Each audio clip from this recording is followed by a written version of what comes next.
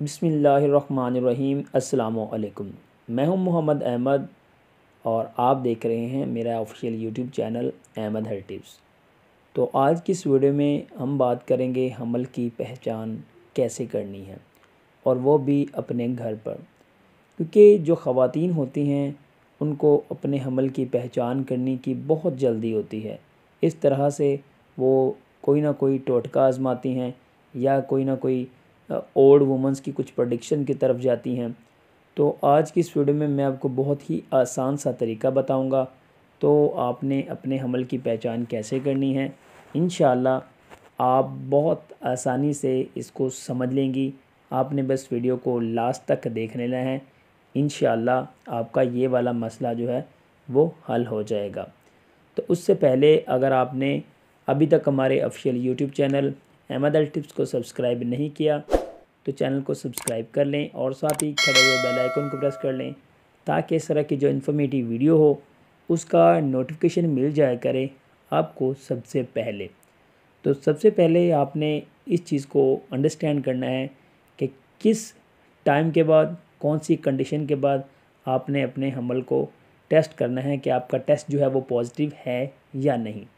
तो पहली बात तो ये है कि जब आपका जो हमल होता है वो ठहर जाता है, आपका जो टेस्ट होता है वो पॉजिटिव होने वाला होता है, तो उसकी कुछ पहली निशानियां होती हैं, कुछ सिम्टम्स होते हैं। तो पहली जो निशानी है वो ये है कि आपको जो माहवारी है वो आना बंद हो जाएगी। तो ये एक वाज़िया और कॉमन सी अलामत है कि आपकी जो माहवारी है वो आना बंद हो जाएगी। तो पहली बात, जो माहवारी है ये किसी और वजह से भी जो है वो रुक सकती है। तो अगर माहवारी नहीं आई तो उसकी दूसरी जो कंडीशन है वो भी समझ लें। आपके अयाम बाकायदा हों, आपको माहवारी ना आए, तो आप क्या करें, दूसरी कंडीशन की तरफ चले जाएं। दूसरी कंडीशन ये है कि जो यूराइन होगा वो कसरत के साथ आपको आना शुरू हो जाएगा। क्योंकि जब हमल ठहर जाता है तो यूट्रस जो होती है उसका साइज़ इंक्रीज़ होता है। जब उसका साइज़ इंक्रीज़ होता है तो दबाव पड़ता है, तो उस वजह से जो यूरिन होता है वो ज़्यादा आना शुरू हो जाता है। तो ये वाली अगर दो कंडीशन आपके सामने हो तो उसके बाद अपने अपने हमल को कैसे टेस्ट करना है। आप बाज़ार से कोई भी अच्छी सी प्रेगनेंसी स्ट्रिप ले आएँ। तो आपने अपने उस यूरिन को टेस्ट कैसे करना है प्रॉपरली। पहली बात यह है कि जो आपका फर्स्ट मॉर्निंग यूराइन होगा आपने वो लेना है, क्योंकि HCG जो हार्मोन होता है उसकी जो क्वांटिटी होती है वो जब आप मॉर्निंग टाइम उठती हैं उस वाले यूरिन में ज़्यादा होती हैं।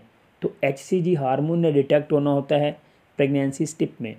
तो प्रेगनेंसी स्ट्रिप जो होती है उसमें आपने टेस्ट कैसे करना है, आपने मॉर्निंग फर्स्ट यूराइन कलेक्ट कर लेना है किसी डिबिया में, और उसके ऊपर जो स्ट्रिप के ऊपर जिस एरो बने होंगे उस एरो की मदद से आपने उस तरह से उसको टेस्ट करना है, उसमें आप उसको डाल दें।